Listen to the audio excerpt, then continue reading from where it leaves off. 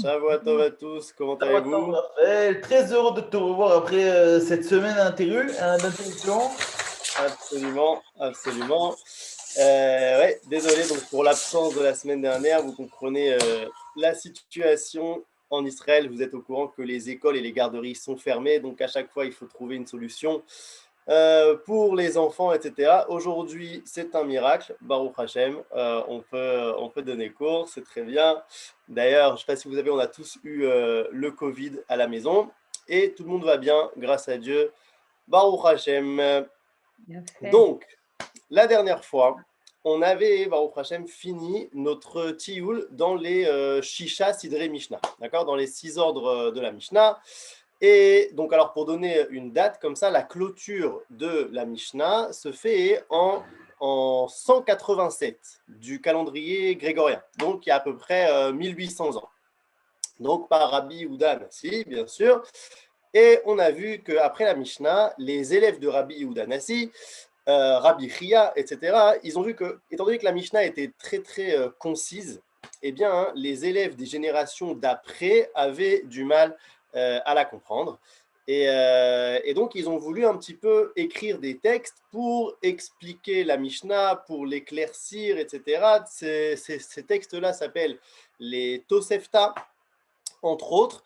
Et ça a duré comme ça plusieurs générations, jusqu'à la génération de Ravina et Ravashi, qui eux donc vont compiler tous ces textes et tout ce qui s'est dit d'éclaircissement, d'explication sur la Mishnah, et ils vont appeler ça le Talmud ou la Gemara. C'est la même chose. Quand on dit Talmud ou Gemara, c'est pareil. Talmud, c'est en hébreu, Gemara, c'est en araméen.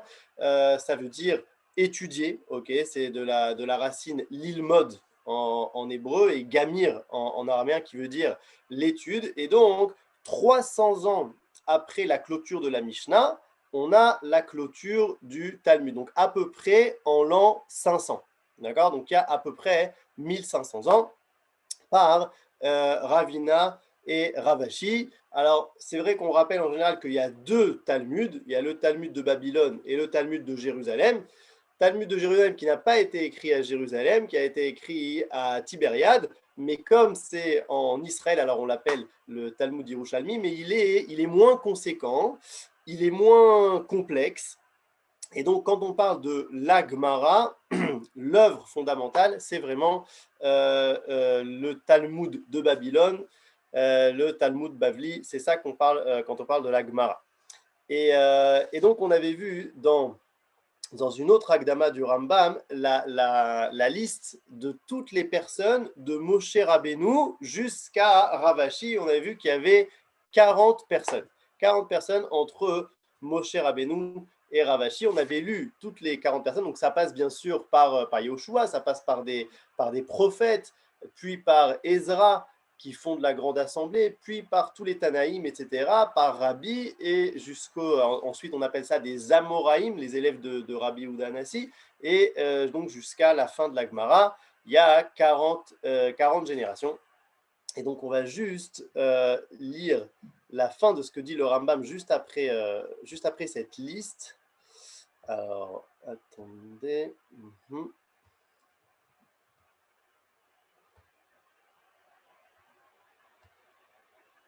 Voilà. Pourquoi le Talmud Yerushalmi n'est pas très étudié? En tout cas, on n'entend pas beaucoup parler. Alors, très bonne question. Je vais revenir dessus dans la suite du cours.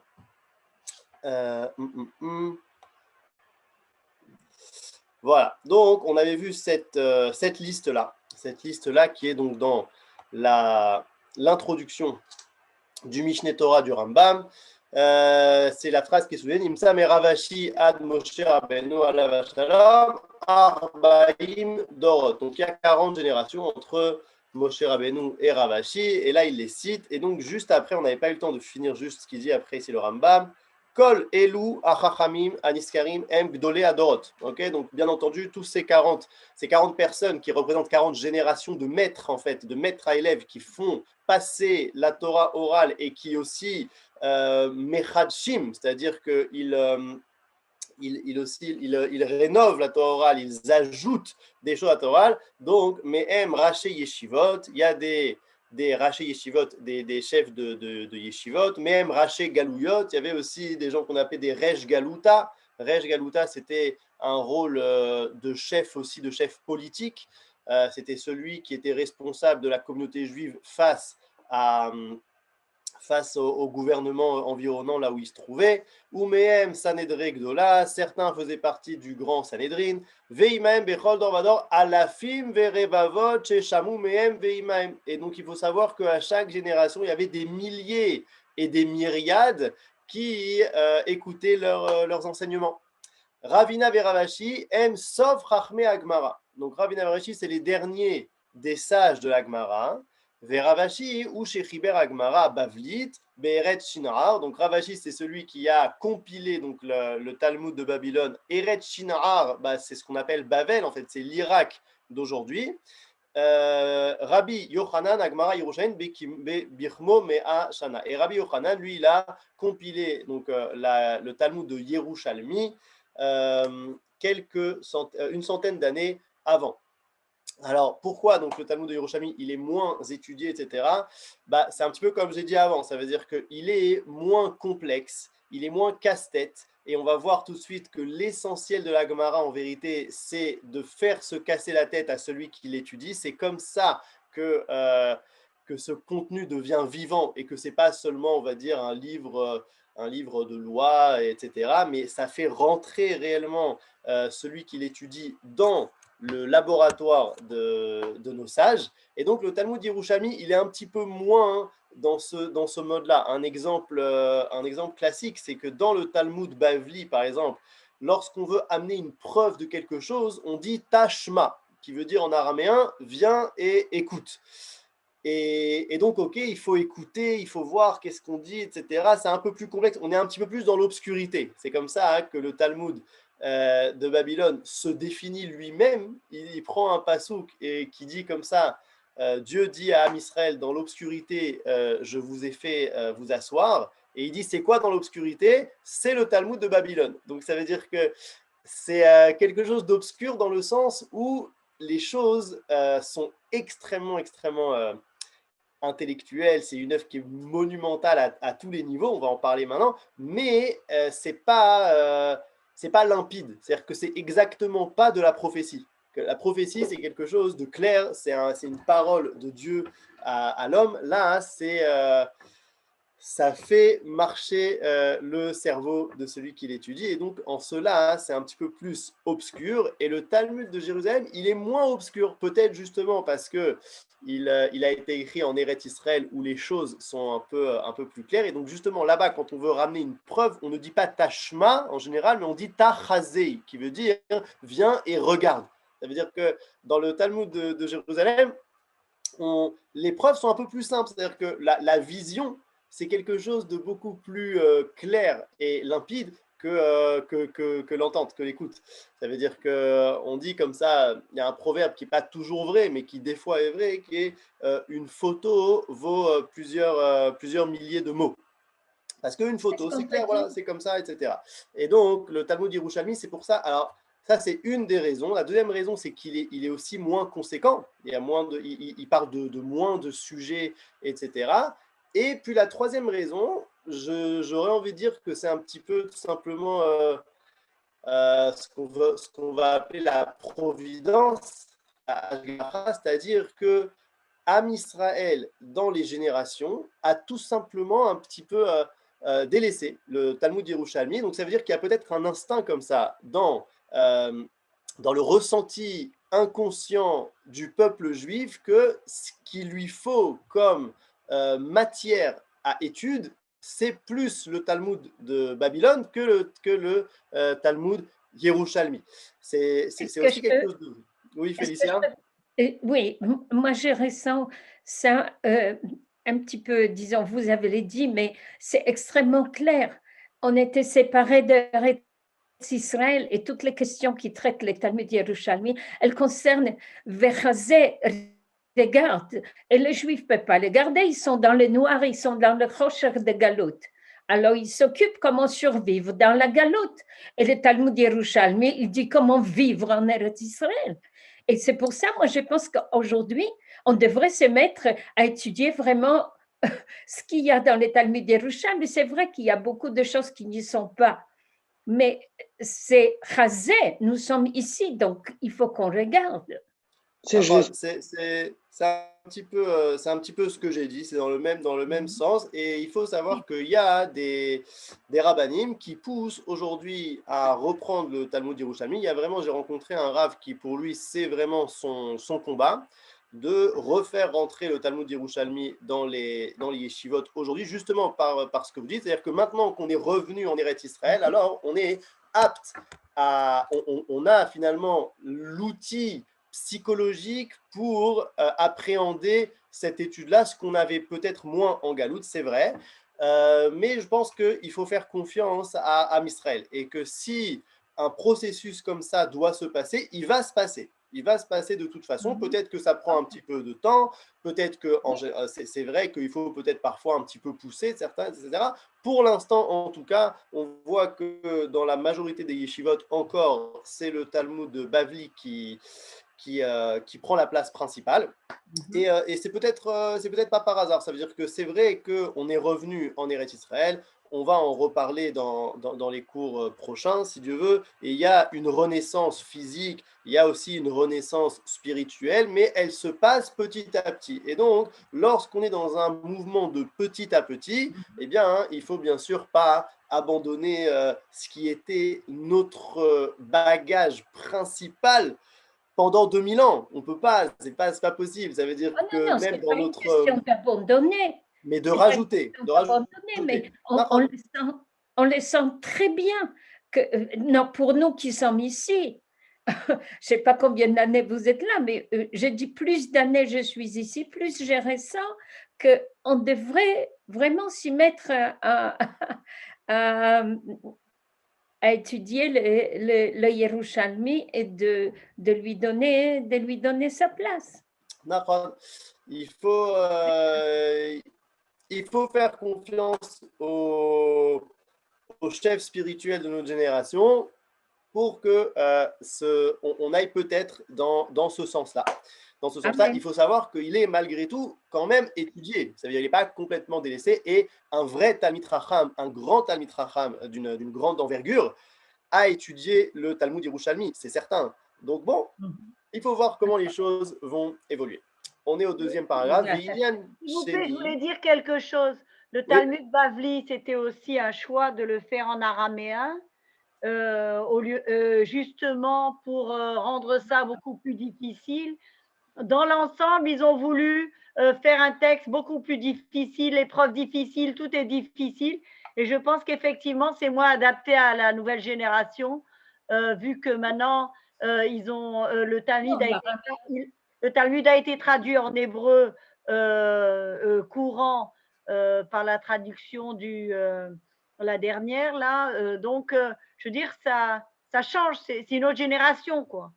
Alors, je comprends, mais je ne suis pas complètement d'accord parce que la raison pour laquelle le Talmud a été en araméen, c'est l'inverse en fait. C'est parce que les Juifs parlaient plus araméen à cette époque-là. Lorsqu'ils étaient à Babel, c'était plus ou moins les sages qui parlaient hébreu. Mais en vérité, le peuple, lui, il parlait plus araméen. Donc, c'était la manière de parler, etc.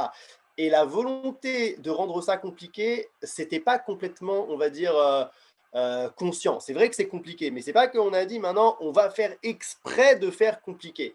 Pourquoi est-ce qu'ils ont fait compliqué? Alors, je voulais en parler dans 5 minutes, mais on peut en parler maintenant. Pourquoi ils ont fait compliqué? Alors, parce que l'Agmara, c'est un miracle, en fait, de faire passer un contenu vivant dans un livre. Un livre, c'est quelque chose de figé. Ça veut dire, il y a des lettres, c'est comme ça, on ne va pas les changer et c'est tout. Et alors, comment est-ce qu'on fait passer un contenu qui est censé être un contenu de vie, un contenu de peuple, okay, dans quelque chose qui est figé? C'est un petit peu un miracle. Et en fait, c'est tout simplement de ramener les choses eh bien, de manière vivante aussi. C'est-à-dire que la majorité de la Gemara, c'est finalement des débats, des contradictions, des trucs qui ne sont pas du tout forcément liés les uns aux autres. Ça veut dire il peut y avoir une conversation entre deux personnes qui n'étaient même pas à la même génération, mais juste parce que leurs idées sont importantes, alors on les fait parler ensemble, et puis on ramène une histoire qui a priori n'a rien à voir, etc. C'est-à-dire que c'est une sorte de grand balagan. À l'inverse de la Mishnah, qui est extrêmement ordonnée, chaque mot est pesé, etc. La Gemara, c'est une guerre totale. Et en fait, cette guerre totale force celui qui l'étudie à rentrer dedans, à se casser la tête. Et en fait, c'est un énorme cadeau qui est de nous faire rentrer dans le laboratoire de Torah de nos sages. Et donc, oui, c'est vrai que ça rend les choses difficiles. Mais si c'est une condition pour avoir ce cadeau-là, c'est-à-dire d'hériter d'une Torah orale qui finalement est vivante et va organiser la vie de Am Israël sur sa terre, alors ça vaut le coup. Ça, c'est le premier point. Et le deuxième point, il y a un texte du Rav Kook très important, peut-être qu'on l'étudiera un jour, qui dit comme ça qu'à son époque, il y a une centaine d'années, il y a beaucoup de pédagogues qui ont voulu faciliter l'étude de la Torah. Et donc, comment ils ont fait? Ils ont fait toutes sortes de... Alors, pourquoi? Ils avaient de très bonnes intentions. Ils voulaient, la nouvelle génération, elle a un petit peu de mal, etc. Et nous, on veut qu'ils étudient la Torah, alors on va tout faciliter. Donc, comment est-ce qu'on va faire? Par exemple, on va apprendre des choses par cœur en chantant, parce que quand on chante, on se rend un petit peu moins compte qu'on apprend des choses par cœur. Ou on va mettre des gmarottes en couleur, etc. On va enlever quelques trucs, etc., etc. Et dit le Rav Kook qu'une étude qui ne passe pas par l'effort de celui qui étudie va beaucoup moins rester empreinte dans son être. Ça veut dire que si, un petit peu quelque chose de...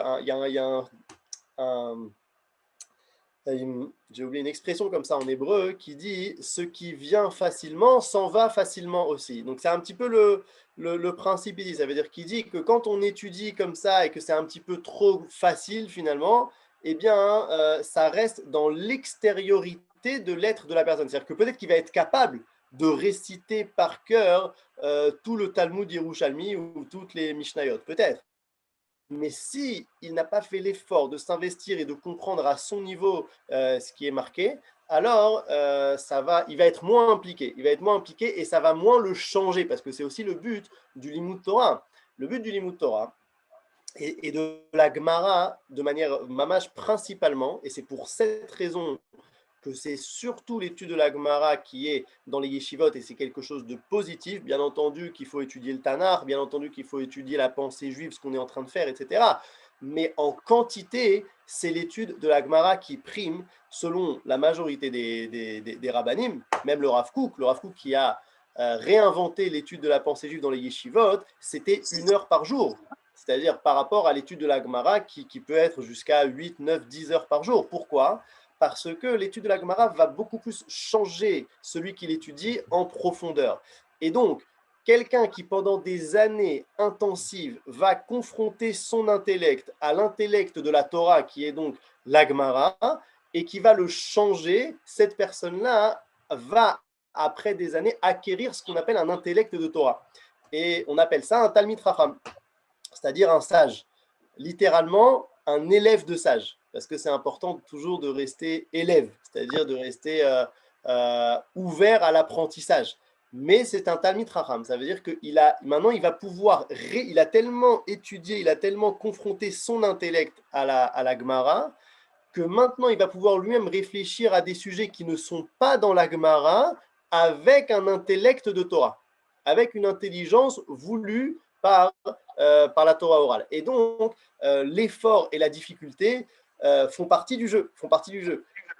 Excusez-moi, est-ce que je peux poser une question? Oui, moi je veux aussi dire quelque chose. Attends, oui. Est-ce que tout simplement, en étudiant beaucoup, à un moment donné, le mental va lâcher, ce qui nous permet d'aller plus loin et d'appréhender une connaissance, bon, c'est pas dans un sens de degré, mais supérieur, et qui permet justement d'aller vers cette sagesse et cette connaissance.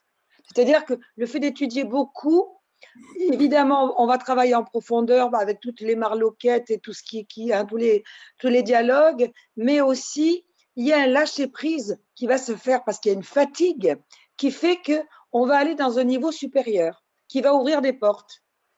C'est possible. Vous dites en fait qu'à un moment, la quantité se transforme en qualité. Ça veut dire qu'on va tellement étudier, etc., qu'à un moment, ce sera plus genre une abondance d'informations et de réflexions, etc., mais en fait, ça va créer un nouvel style de personne qui est capable lui-même de comprendre par lui-même et de comprendre des choses plus profondes. Oui, je pense que oui. Je pense que oui. Je ne sais pas si c'est exactement l'intellect qui lâche, ça veut dire par la fatigue, etc. J'aurais pas dit ça. J'aurais pas dit ça parce que quand on voit des C'est le talmidim, contraire. on voit que c'est pas comme ça que ça se passe. Ça veut dire que c'est pas qu'à un moment ils se fatiguent et que du coup ils comprennent mieux. C'est pas comme ça. Au contraire, à la limite. Ça veut C'est dire le qu'on contraire. voit Ouais. C'est-à-dire que quand je dis ça, ça veut dire qu'on va à un niveau différent. Ouais. C'est-à-dire quand je dis l'intellect lâche, que ce n'est pas que le mental, c'est vraiment aller à un niveau de mariage entre bon, on peut dire l'arbre de vie, l'arbre de la connaissance. C'est-à-dire qu'on va à un niveau qui va justement ouvrir des portes, où il y a un lâcher-prise qui permet d'aller dans cet intellect plus supérieur. Je ne sais pas si je me fais comprendre. Il faut pour ça des conditions. Ça veut dire qu'il faut donc l'intensité de l'étude comme elle est, et il faut aussi ce qu'on appelle de la hiérat shamaïm, c'est-à-dire de la pureté du cœur, de la pureté des intentions, Voilà. du vouloir, etc., etc. Et dans ce cas, c'est vrai qu'on se rapproche de choses plus profondes. On va en parler dans la suite du cours. Oui, une autre question. Je voulais juste dire deux choses simplement. L'étude de la Torah s'appelle Amelut Batorah. Ashrei mi sheyamel Batorah. C'est pas seulement apprendre, c'est le Amel, c'est un dur travail. Et deuxièmement, l'expression que vous cherchiez, je crois que c'est Tafasta meroubé, l'otafasta. Il y a ça aussi, Nahon. Nahon, mais ok, on finit le deuxième paragraphe. Ve'inyan shne agmarot ou perouge divreiamishnayot ou beur amu kotea ou devarim sheyitrachu bechol beit din ou vet din mi yemot rabenu akadosh ve'at tribur agemara. D'accord, on l'avait déjà lu. Ça veut dire les Gmarot, c'est quoi leur essentiel? C'est d'expliquer la Mishnah, ou Mishnah Gmarot, Minato Sefta, ou Misifra, Sifri, Mekula, Midbaer, Asov, Amuta, Veatam, Veator, Achriou, Veato, Vasol, Veakajel, Kemoshe, Yadanou, Ish, Mipi, Moshe Rabbeinu. Alors, qu'est-ce qu'il y a dans la Gemara qu'il n'y a pas dans la Mishnah? Eh bien, il y a, selon le Rambam, 4 choses. Et je réponds à la question de Yael Ilouz par la même occasion. Nous en sommes à la page 27 dans le texte du Rambam, juste avant j'ai pas le même paragraphe. livre que vous. J'ai pas le même livre que vous. J'ai un livre seulement en français avec sans le texte en hébreu. Alors, a priori, nous sommes juste avant le paragraphe 5. Et donc, nous dit le Rambam que Ravina et Ravashi, ils ont écrit la Gemara pour 4 raisons. Donc, elle n'était pas assez claire, la Gemara, et donc ils avaient 4 raisons principales de l'écrire. Aechad, biur a Mishnah, donc éclaircir la Mishnah, vekol a perushim ashonim sheneemru al leshonot a Mishnah she'en lahem achra'a, ותענת כל מפרש על חברו, ובירור הטענה הצודקת, וזוהי המטרה העיקרית במטרותיו. Donc la première, c'est la raison principale. C'est quoi la raison principale? C'est d'éclaircir tout ce qui a été dit sur cette Mishnah, car parfois, il peut y avoir 2 compréhensions possibles. Et donc, de bien confronter ces 2 compréhensions, d'amener les arguments de chacun et de dire non, c'est celle-là la bonne compréhension de la Mishnah et c'est pas celle-là. Ok, ça veut dire que la Mishnah, elle est dite de manière tellement concise que parfois, on peut se tromper. On peut comprendre la Mishnah de la mauvaise manière. Et donc, le premier rôle de la Gemara, c'est déjà d'assurer en fait la suite de Rabbi Yehuda Hanassi, c'est-à-dire que tout le travail monumental qu'il a fait d'avoir écrit la Torah orale, ce qui était quelque chose de compliqué à faire, d'interdit à la base, et donc il l'a fait de manière très concentrée, et bien que ce travail-là, finalement, porte ses fruits, c'est-à-dire qu'on comprenne ce qu'il a voulu dire dans la Mishnah, et donc ça, c'est le premier travail de la Gemara, de nous amener la bonne explication de la Mishnah. Deuxième raison, Ve'asheni, psak halacha, c'est-à-dire de trancher la halacha, puisque dans la Mishnah, on ne sait pas toujours comme qui est la halacha. La Mishnah, elle peut nous apporter 2 idées, Bet Hillel, Bet Shammai, etc., sans nous dire selon qui on doit trancher. Et donc ça, c'est le rôle de la Gemara, de nous dire comme qui on fait la halacha. Donc, Psak halacha kedivrei echad acholkim, shenirleku b'mishnah, o beperusha, o bema shenilmad mimena, o bema shenidmuhu ledivrei hamishna. D'accord? Donc, comme qui on doit trancher. La troisième raison, ve'ashelishi, achidushim. Les chidushim, c'est-à-dire les nouveautés qui sont venues après Rabbi Yehuda Hanazi, puisque on a dit que la Torah orale ne cesse jamais de se renouveler en fonction des situations, etc. D'avoir de nouvelles halachas, de nouveau aussi de nouvelles takanot et xérot. Oui. Question? Non? Donc, il dit comme ça, donc les chidushim,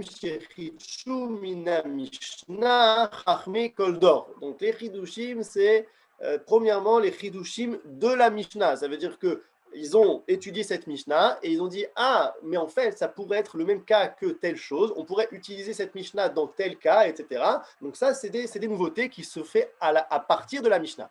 Ou biur aklalim ve'areot shel avdu mehem ve'esmicha medivre atanaim shedibru b'mishnah ad shenigva midivrem ma shenigva. Donc ça veut dire qu'ils ont utilisé la Mishnah comme base pour renouveler d'autres halachot.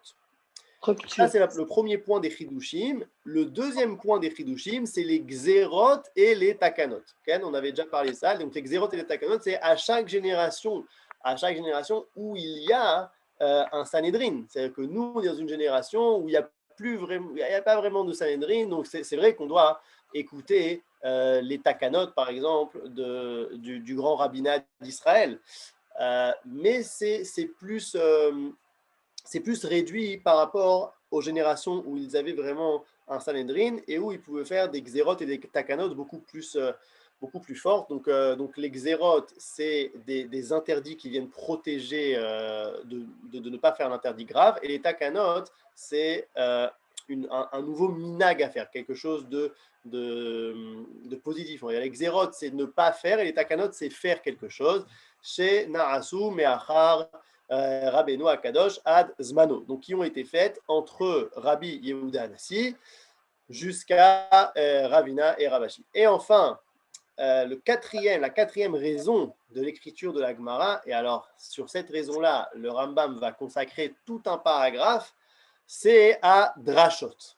Alors à Drashot, à Matimot li'inyan kol perek sheizdamen sheraoui bo ha-drash. Alors le mot drashot donc, vient du verbe lidrosh qui veut dire exiger. Seulement dans ce contexte-là, ça veut dire en fait, on va dire exiger de l'écrit. C'est-à-dire que les drashot, c'est les histoires, les allégories, les paraboles, etc., qui sont ramenées dans la Gemara et qui n'ont pas de conséquences sur la halacha.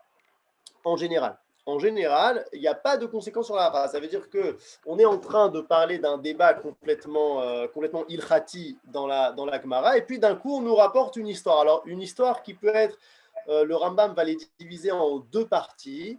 On a des histoires qui peuvent, on va dire, peut-être qu'elles se sont passées. C'est-à-dire que c'est avec des personnages qu'on connaît, par exemple, Rabbi Chia.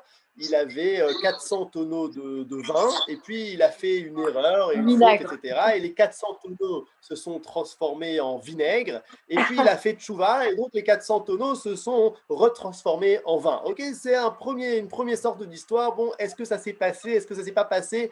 Ce n'est pas tellement important, mais on va dire que ça aurait pu se passer. Il y a des histoires où vraiment il n'y a rien de surnaturel, c'est tout simplement une histoire qui s'est passée à tel et tel chacham, de laquelle on peut apprendre, en fait, on va le voir tout de suite, des principes spirituels profonds. D'accord ? Le Rambam va consacrer un chapitre entier maintenant, alors que ce n'est pas tellement son sujet, mais apparemment c'est hyper important pour lui de dire que les drashot, donc le côté en fait agada qui veut dire donc une histoire dans la Gemara, c'est un côté qui est essentiel de l'étude de la Gemara. Et encore une fois, ce côté-là n'a pas eu beaucoup de succès dans les yeshivot. Pourquoi ?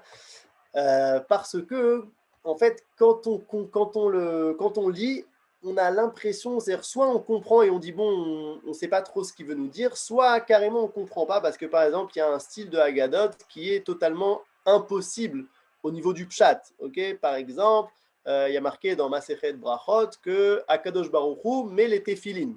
D'accord? Ça ne veut rien dire qu'Akadosh Baruch Hu met les téphilines. D'accord?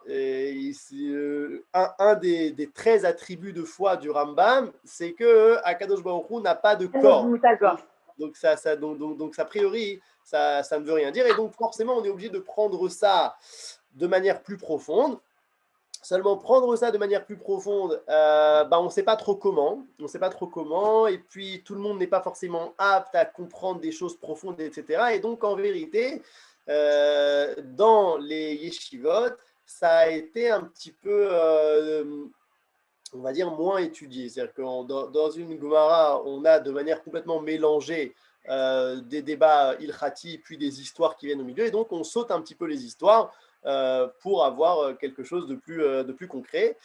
Et à chaque génération, on a des chachamim qui vont rappeler l'importance de ces agadotes, de dire que c'est pas juste des histoires populaires, c'est pas quelque chose qui n'est pas sage, au contraire, c'est quelque chose d'extrêmement important, etc., etc. Le Rambam ici va vraiment bien accentuer ça, mais ça a été dit plus tard par le Maharal.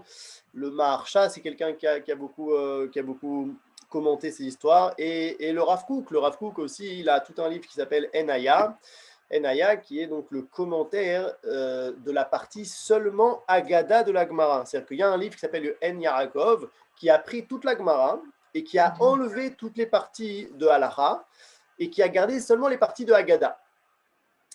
C'est l'inverse en fait du travail qu'a fait le Rav El-Fassi, ce qu'on appelle le Rif. Le Rif, lui, il a enlevé de la Gemara tout ce qui n'était pas la Halacha pour écrire un livre de Halacha. Et donc, et le Rav Kook, il a commenté ce En Yarakov, donc on appelle le Enaya, et il nous ramène à chaque fois des choses extrêmement profondes qui parlent en fait à nos générations aujourd'hui. C'est-à-dire que c'est assez important d'étudier le Enaya parce que ça nous réconcilie en fait avec ces histoires-là de la Gemara, parce que lorsqu'on les lit, on se dit mais qu'est-ce que c'est que cette histoire? Ça n'a pas l'air très... Ça a l'air bizarre, c'est que des histoires bizarres. Et puis d'un coup, le Rav Kook nous montre la profondeur qu'il y a là-dedans, et là on comprend tout, et en fait l'histoire à la fin ne nous paraît plus du tout bizarre, elle nous paraît profonde, etc. Donc c'est très important. Donc ça, c'est la quatrième raison d'avoir écrit la Gemara, puisque ces histoires-là ne sont pas dans la Mishnah. Il n'y a pas de Haggadot, il n'y a pas de Drashot dans la Mishnah. Alors juste encore un tout petit mot sur la Gemara avant qu'on parle vraiment, donc qu'on rentre dans le cinquième paragraphe et qu'on parle des Drashot. Juste pour donner l'ampleur un petit peu de l'œuvre, 1000 ans après l'écriture la compilation, la clôture de la Gemara, à Venise, il y a la première impression de la Gemara, la première impression totale de toute la Gemara de Bavli, de tout le Shas Bavli. Alors le Shas, c'est les initiales de Shisha Zdarim, les 6 ordres. Pourquoi? On a dit que les Shisha Zdarim, c'était les Shisha Sidre Mishnah. Alors pourquoi est-ce qu'on appelle la Gemara les Shisha Zdarim? Parce qu'en vérité, donc, la Gemara vient expliquer les 6 ordres. C'est-à-dire que la Mishnah sans la Gemara ne sera pas tellement claire et compréhensible, elle sera manquante. Donc c'est pour ça que les vrais Shisha Zdarim, c'est la Gemara, donc on appelle ça le Shas. Et donc le Shas, il a été imprimé pour la première fois en 1520 à Venise, et c'est avec cet imprimeur-là qu'est apparu ce qu'on appelle Tsurat Adaf. Alors Tsurat Adaf, eh bien, ça ressemble à ça. Okay, vous avez tous vu peut-être une page de Gemara. Donc on a au centre le texte de la Gemara. À l'intérieur de la reliure du livre, on a Rashi. Donc dans ce cas-là, c'est à droite en fait. Bon là, c'est à droite et à gauche, c'est un cas particulier. Et dans le côté extérieur, on a Tosfot. Et donc, à cette époque-là, a été imprimé donc la Gemara au milieu, plus Rashi et le commentaire donc de Rashi et le commentaire des Tosafot sur les côtés de la Gemara. C'est la première fois. Et juste pour donner donc une idée, dans tout le Talmud Bavi, il y a 2711 pages qui sont recto verso. C'est-à-dire que si on voulait l'étudier totalement en étudiant une page par jour, ce qu'on appelle le Daf Yomi, ça prend à peu près 7 ans et demi, un petit peu moins que 7 ans et demi. Donc c'est une œuvre qui est monumentale. Le peuple juif, dans la tradition juive, on a vu ce qu'on appelle, donc là, on appelle ça Tsurat Adaf. Ça veut dire la pagination ou la forme de la page, donc qui a été fait par cet imprimeur-là, qui s'appelle Daniel Bumbert, qui est en fait un chrétien, mais le peuple juif a vu ça d'un bon œil et a gardé en fait ce qu'on appelle donc cette Tsurat Adaf, cette pagination, il l'a gardé de manière très importante, c'est-à-dire qu'ils ont accordé une importance à cette Tsurat Adaf, pourquoi à telle page il y a tel mot, etc. etc. Et donc on a gardé jusqu'à aujourd'hui cette pagination, comme quoi la providence peut passer en fait par tout le monde. Et donc, ça c'est sur la Gemara. Et il faut aussi, donc dernière chose sur la Gemara, c'est de comprendre que la clôture de la Gemara est vue par l'ensemble des Chachamim comme si vous voulez une entité. C'est-à-dire que la Gemara, c'est une entité en soi qu'on ne remet plus en question. Ça veut dire autant la Mishnah, on ne la remet pas en question, mais elle n'est pas complètement finie tant qu'il n'y a pas la Gemara, comme vient de nous dire le Rambam, parce qu'il y a 4 raisons pour lesquelles on était obligé d'écrire la Gemara. Mais après la clôture de la Gemara, c'est un petit peu comme une brique. Ça veut dire que c'est une brique finie, complète, qui nous permet à partir de ça de construire donc une maison, une prochaine brique. Okay, la brique d'après va s'appeler la brique des Géonim, puis on aura la brique des Rishonim, on va en parler plus tard, mais en tout cas, juste pour dire que la clôture donc, de la Gemara représente la fin d'une ère, c'est-à-dire que tout ce qui va venir après, tous les écrits qui vont venir après, donc les écrits des Géonim, des Rishonim, ne vont être que en fait d'expliquer la Gemara, d'essayer de prendre d'elle des conséquences, etc., etc. Mais la Gemara, elle est admise par tous comme l'explication de la Mishnah. Am Israël l'a accepté comme l'unique Pérouche, l'unique commentaire de la Mishnah qui représente toute la Torah orale depuis Moshe Rabbeinu. Donc c'est une brique finie en soi sur laquelle on va pouvoir construire autre chose. Et donc maintenant, le Rambam rentre dans ce sujet-là des drashot. Et donc on est au paragraphe 5 sur 7. On a déjà fait donc les 2 tiers du livre. Et on va faire juste un petit essai pour cette fois. Au lieu de continuer d'étudier dans le livre-là, dans le texte que je vous ai photocopié dans ce dossier Word, j'ai fait une photo de ce livre. Donc, c'est le même texte. Et on va essayer de voir si on peut étudier dessus. Pourquoi ? Qu'est-ce qu'on gagne et qu'est-ce qu'on perd ? Eh bien, premièrement, donc c'est un texte qui a été traduit de l'arabe. Et la traduction qui est ici est meilleure, c'est-à-dire c'est une meilleure traduction. Et deuxièmement, il y a les points, il y a ce qu'on appelle le nikoud, donc c'est peut-être un peu plus facile à lire. Et qu'est-ce qu'on perd par contre ? On perd que je peux un peu moins jouer avec le texte, ça veut dire que j'avais l'habitude de mettre certaines choses en gras, de mettre certaines choses à la ligne, etc. Là, je peux moins faire ça, mais voilà, on va faire un essai et vous me direz ce que vous en pensez. Donc, nous dit le Rambam, Veze Hainyan Arivi, donc cette 4e raison, qui est donc, on a dit, les drashot, les agadot, les exemples, les paraboles, etc., qui sont les petites histoires qui sont dans la Gemara. Retoni Lomar, Adrash Animta Batalmud, En Raoui Larchov Shemaralato Nemucha Vetoralto Meata. On ne doit pas penser que sa valeur est faible et son utilité est petite. Et là, hu tachlid gedola, c'est un très grand but. Lema shekalul bo min achidot aniflaot ve'achamudot apeliot, de ce qui est donc inclus dedans de ces chidot. Les chidot, c'est des, en hébreu moderne, c'est des devinettes, mais dans le sens, c'est ces énigmes. Donc qui sont écrits dans le Talmud, les fiches et otan adrashot im yeruyan bahen yun pnimi, car donc ces histoires-là, si on approfondit dedans d'une profondeur intérieure, yuvan mehen minatov agamur masheen le mala mimeno, on pourra comprendre de là le bien ultime qu'il n'y a pas au-dessus de lui. C'est quoi le bien ultime? Veigale mehen min ha'inyanim ha'elohim ve'amitot ha'inyanim kol ma shelo ratzu legaloto anshe ha'chochma ve'chol ma shekilu bo ha'philosophim dorot. C'est quoi? C'est tous les sujets divins, toutes les grandes questions de l'existence que tous les philosophes de toutes les générations ont cherché à atteindre, à répondre. Par exemple, pourquoi Dieu a créé, y a-t-il un Dieu? Pourquoi Dieu a créé le monde? Pourquoi Dieu a créé l'homme de cette manière? Quel est le but de l'homme?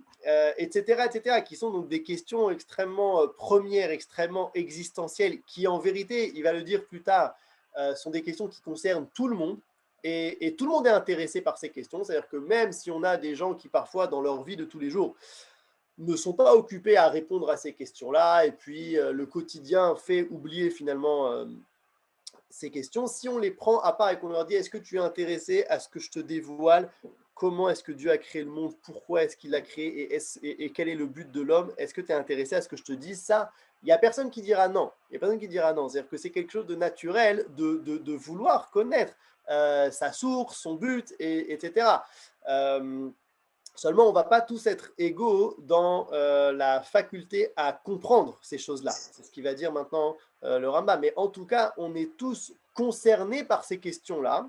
Et il nous dit que la réponse à ces questions sont en vérité contenues dans les drashot, les agadot de la Gemara. Donc c'est quand même assez énorme. Veim tabid bo kipshuto. Donc là, je suis ici. Je ne sais pas si vous voyez mon curseur, mais à la troisième ligne. Veim tabid bo kipshuto. Et si maintenant tu regardes le pshat de ces agadot, c'est quoi le pshat? Ça veut dire l'histoire telle qu'elle nous apparaît. Okay, par exemple, Dieu met les téphilines. Ou il y a marqué comme ça, paracha de la semaine dernière, que quand Amalek il a combattu avec Am Israël, il a pris les prépuces de Am Israël et il les a jetés vers le ciel. D'accord? Toutes sortes d'histoires que c'est pas clair qu'est-ce que ça veut dire, c'est pas quelque chose de historique, c'est-à-dire on vient pas forcément nous raconter qu'est-ce qui s'est passé dans les faits, c'est pas quelque chose de factuel, mais ça vient nous parler d'autre chose. Et donc il nous dit comme ça, Veim tabid bo kipshuto tiré bo me'arichuk minasechel machel le ma'ala mimeno. Si tu regardes le pshat, tu vas voir que c'est loin de l'intellect de manière complètement folle. Ça veut dire, ça ne veut rien dire que Akadosh Baruch Hu met les téphilines, étant donné qu'il n'a pas de corps. Ve'omnam. Alors, et donc là, la question qui se pose, c'est, mais alors pourquoi? Pourquoi, si les Chachamim peuvent nous donner des réponses sur les questions les plus essentielles et premières de l'humanité, alors pourquoi est-ce qu'ils le font sous forme d'allégories, de paraboles qui, a priori, à l'œil extérieur, ont l'air complètement dénuées de sens? Pourquoi? Va nous dire le Rambam 3 raisons ici et une 4e dans son livre Le Guide des Égarés. Donc, Veomnam asuzo li'inyanim niflaim. Alors, ils ont fait ça pour des sujets profonds. Echad mehem, les afrot rayone alimut. Donc, la première raison qu'il nous dit ici, les afrot, ça veut dire multiplier. Multiplier les compréhensions de celui qui étudie. Ça veut dire que lorsque on dit les choses de manière allégorique et parabolique, eh bien, les compréhensions possibles sont multiples. Alors que lorsque je dis les choses de manière claire, eh bien, il y a une seule compréhension possible. C'est un petit peu la différence entre un texte explicatif, un texte informatif et un texte poétique, par exemple, d'accord? Si on parle de la Shira qu'on a lu ce Shabbat, c'est quoi la différence donc, entre un texte informatique et un texte de Shira, un texte de poétique? C'est qu'un texte informatique, par exemple, interdit de fumer, ok? Il y a une seule explication à ça, c'est interdit de fumer. Mais lorsque je vais commencer à dire un poème, à parler de manière allégorique, de faire des exemples, de comparer Am Israël à une rose, par exemple, ou de comparer le lien entre Am Israël et Dieu à un lien entre un bien-aimé et une bien-aimée, etc., eh bien, finalement, je vais gagner des degrés de profondeur. Ça veut dire que, par exemple, donc dans Shira Shirim qui parle dans le Pshat d'un lien entre un bien-aimé et une bien-aimée, eh bien, je vais avoir plusieurs degrés de profondeur et d'explication. Ça veut dire que, étant donné que c'est un exemple, eh bien, je vais pouvoir dire, ça parle de Dieu et de Am Israël, ça parle de la Torah et de Am Israël, ça parle de l'homme et la femme en général, etc., etc. Ça veut dire que ça va donc multiplier les compréhensions de celui qui l'étudie, et c'est quelque chose de voulu par les Chachamim, pour justement ne pas enfermer dans une certaine compréhension, mais en vérité, ça permet de parler de beaucoup de choses de manière extrêmement compacte et concise.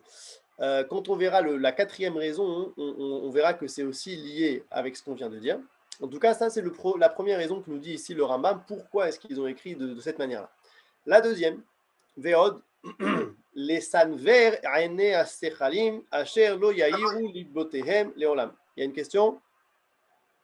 Non? Vous êtes là. Les sanver, ça veut dire aveugler. Aveugler les yeux des sralim. Les sralim, c'est ceux qui ne sont pas intelligents, qui n'ont pas encore une compréhension. Asher lo yahiru libotehem leolam, que leur cœur n'éclaire pas. Veilu utzu livnehem amitot ayu sarim mehem lifi chisron tivirehem. Et si on leur avait expliqué de manière claire, eh bien, il n'aurait pas sarim même, ça veut dire il se serait dégagé de ces compréhensions-là. Asher kayose baem yomru en megalin laen et asod. Ça veut dire il y a marqué comme ça qu'on ne peut pas dévoiler le secret à n'importe qui. Les fiches lo nishlemu sichlehem at sheikablu amitot kemot shehem.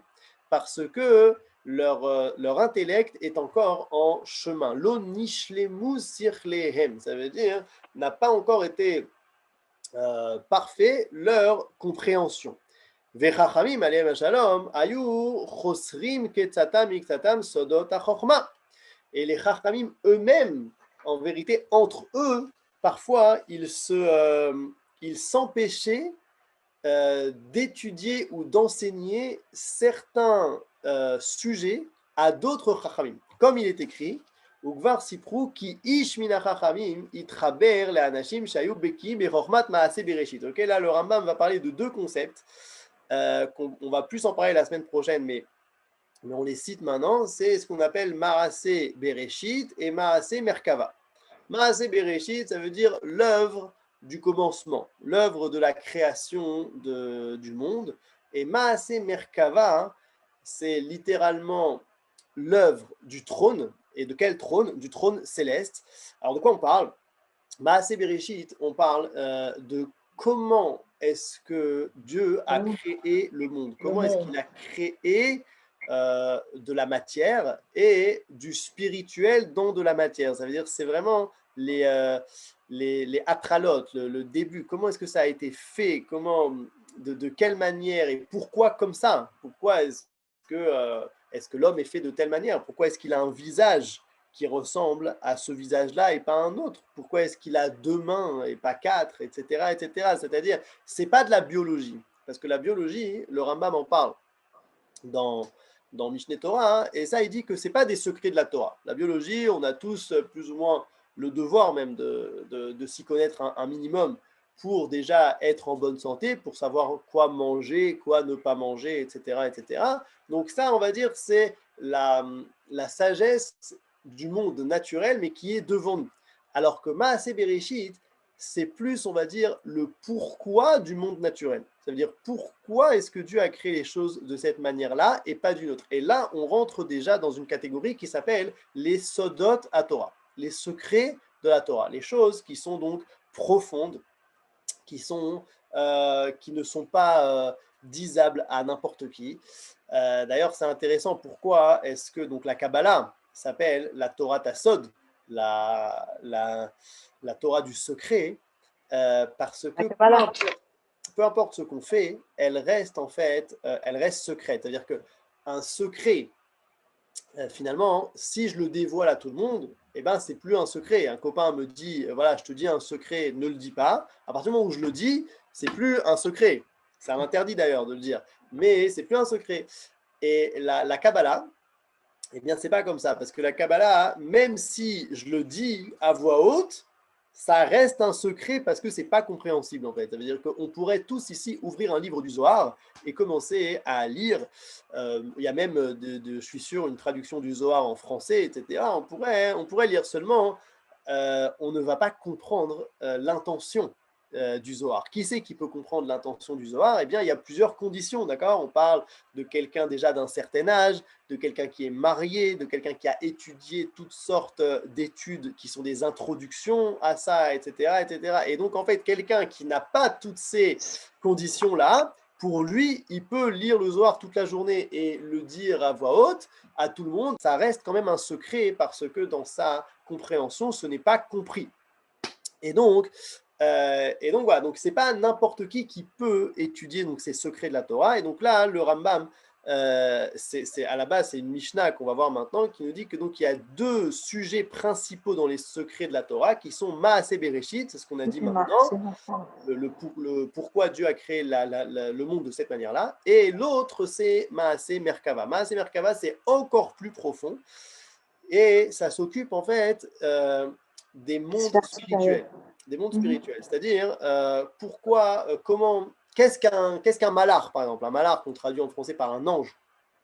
Un ange, alors c'est pas du tout un petit monsieur avec des ailes et une auréole. Un ange, c'est une force spirituelle, ok, une sorte d'envoyé spirituel, etc. On dit qu'il y a plusieurs malachim à des nations, ok, il y a le malach de telle nation, etc., etc.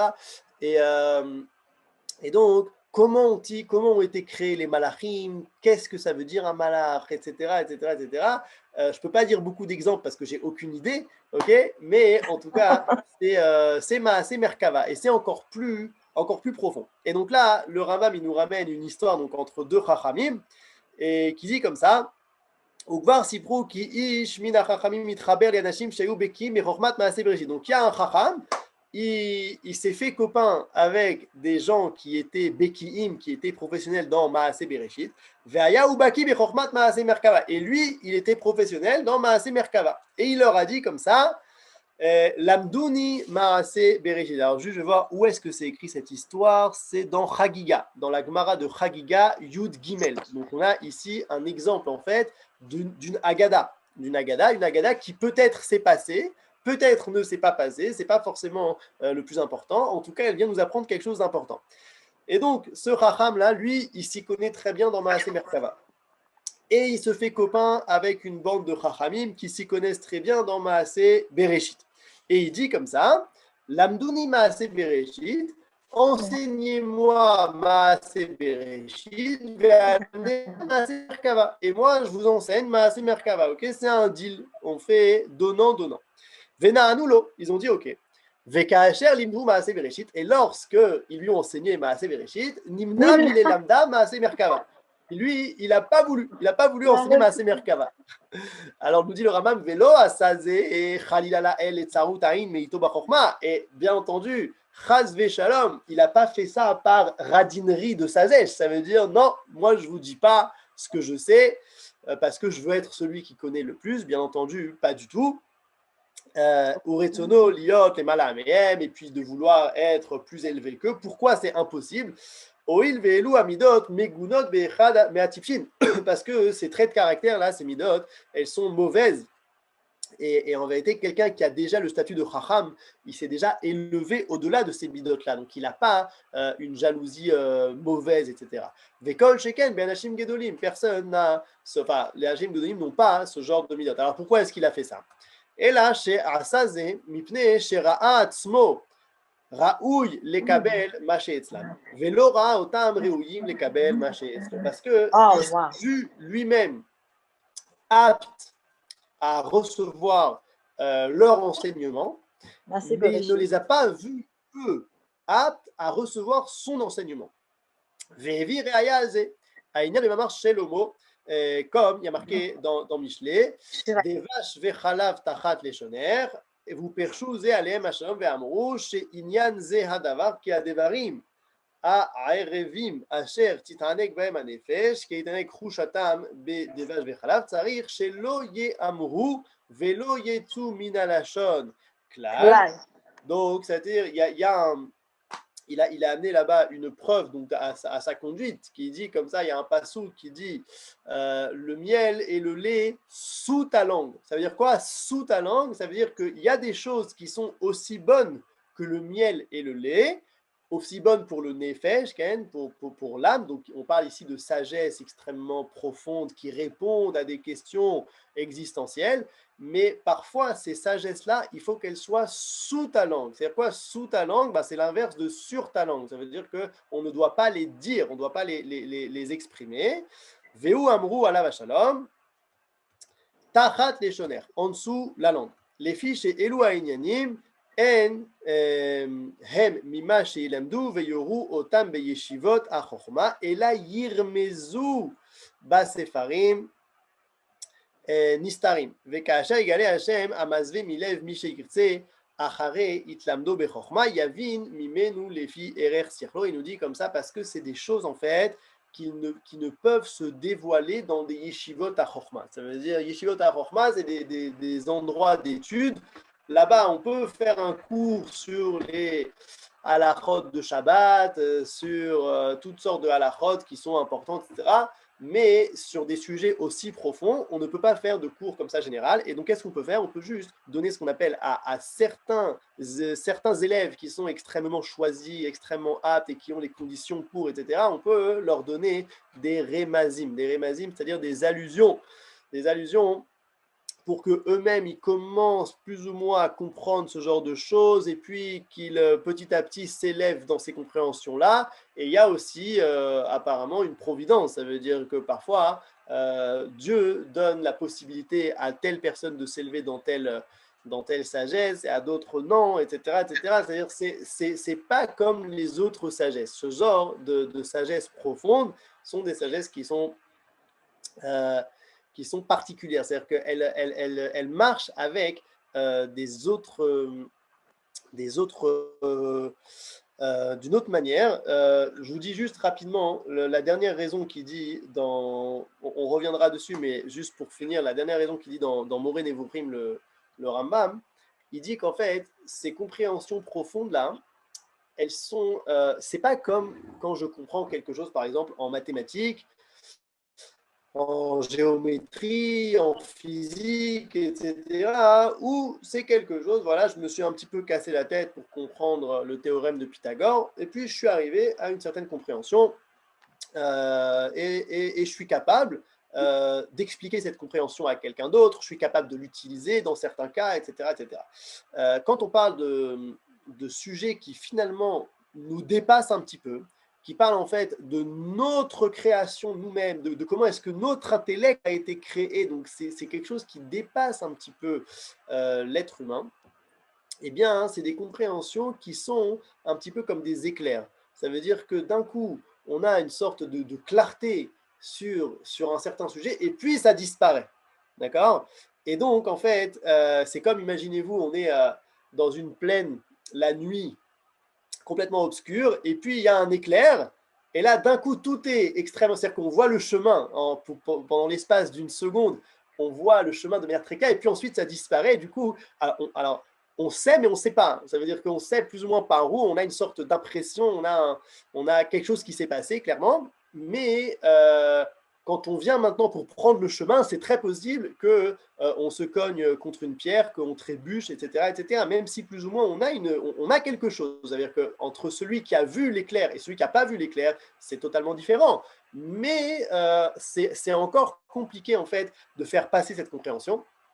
Et c'est une des raisons pourquoi les Chachamim font passer ce genre de compréhension par des paraboles, par des allégories, par des histoires, par des machalim, parce qu'il n'y a pas d'autre moyen de le faire en fait. Ça veut dire que c'est le moyen qui permet de traduire leur ressenti, leur compréhension. Mais ce n'est pas tellement possible de décrire un livre totalement clair à la manière de certains philosophes, de dire voilà, c'est comme ça, etc., parce que c'est quelque chose qui nous dépasse. Donc ça, c'est une autre raison plus profonde. On y reviendra, si Dieu veut, la semaine prochaine. Chazak u'Baruch, Bete Aaron. Merci beaucoup.